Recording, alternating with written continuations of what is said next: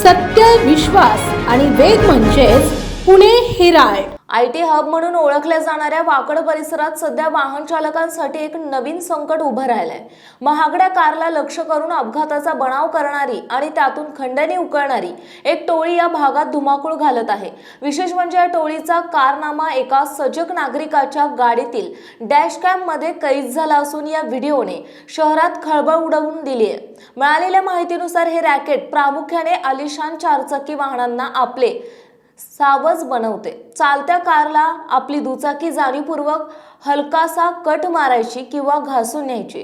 त्यानंतर कार थांबवून माझ्या गाडीचे मोठे नुकसान झाले आहे असा आरडाओरडा सुरू करायचा. टोळीतील तरुण कार चालकाभोवती जमा होऊन त्याच्यावर मानसिक दडपण आणतात आणि वाद टाळण्यासाठी पैसे देण्यास भाग पाडतात.